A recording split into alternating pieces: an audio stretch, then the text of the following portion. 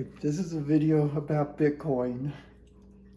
Here it is, it's eclipsing my eyes. Anyway, here's some of my thoughts. Bitcoin is like around 70K after these ETFs came in, and what do the leads talk about is what its upward potential is like, and how I've modeled it. Anyway, I talked about my model a few months ago. So this is kind of a follow on to that. First of all, some disclaimer, this is not investment advice or financial advice. I do own some Bitcoin, so I got skin in the game.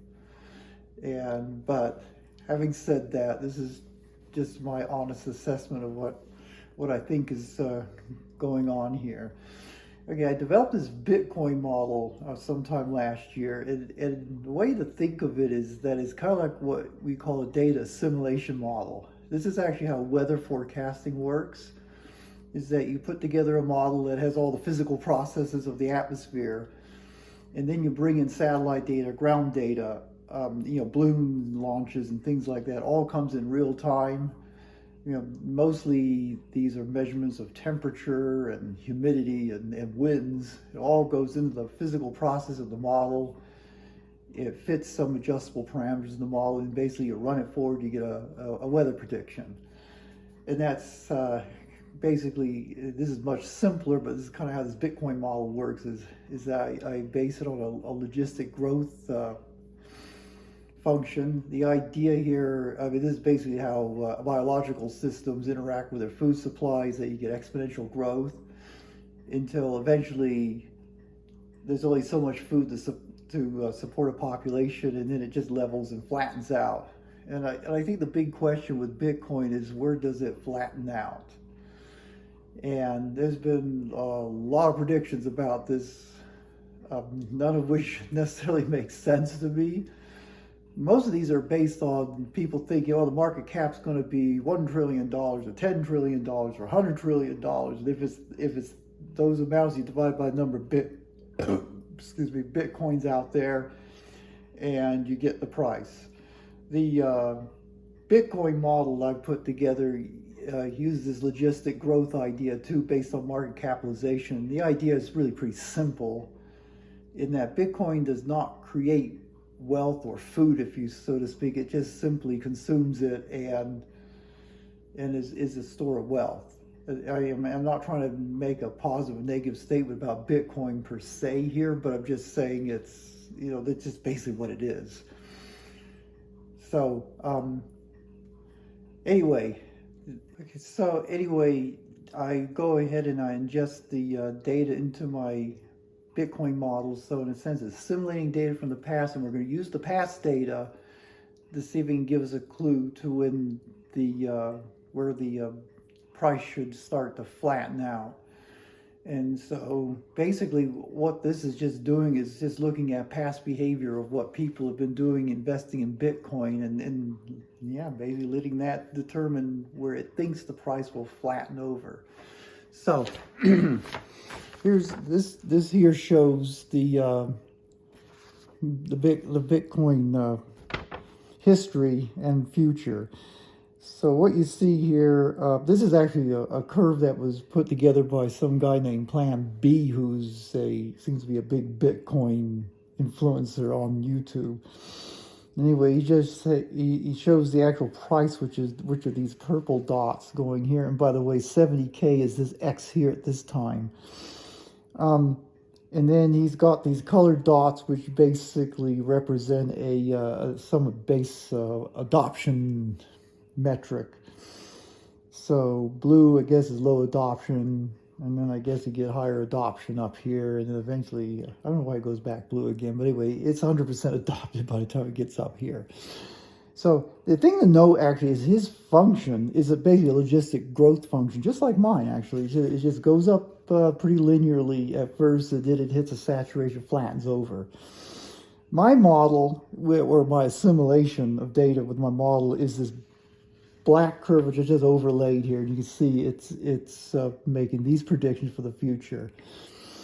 And I also put in a 4-year cycle to mimic the halving, because it seems like Bitcoin robustly, at least after some time, was behaving this way, so that's added into my model, purely empirical.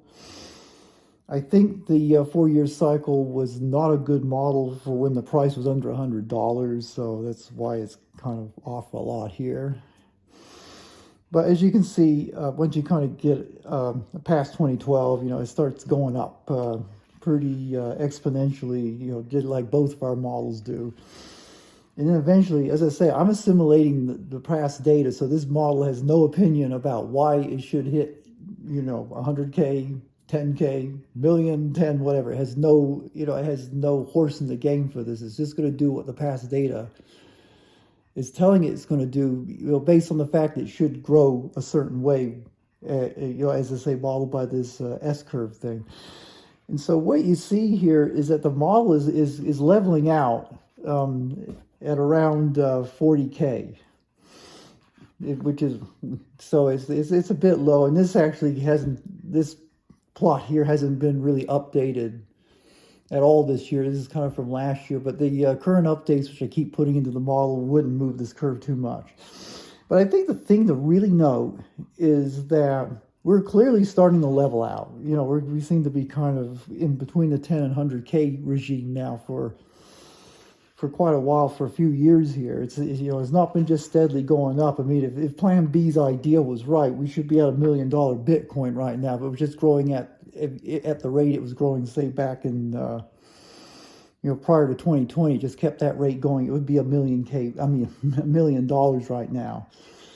And clearly we are far from that. It really does look like it's starting to flatten out, which is what the model is showing too. But again, the model is not prognostically really predicting this. It's just saying that the past data is consistent with this behavior.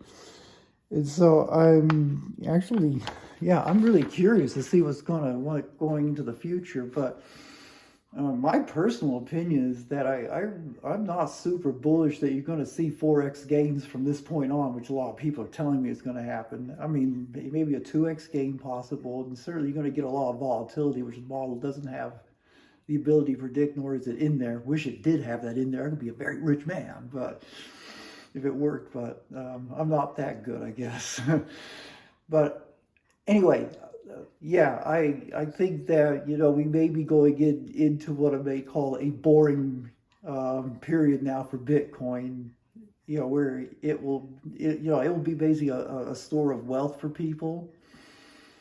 And, I'm not saying it's a bad investment, but it's probably going to be kind of like gold, I guess. It will have its good times and maybe not so good times, but it's not something like you're going to throw in $1,000 and then wait 2 years and it's going to grow to $10,000 or $100,000. And I know that I made a prediction, probably on my Instagram page, probably like last year, that Bitcoin's not going to 100K in my lifetime. So I guess I might be proven wrong on that, but I still would say the jury's out on that.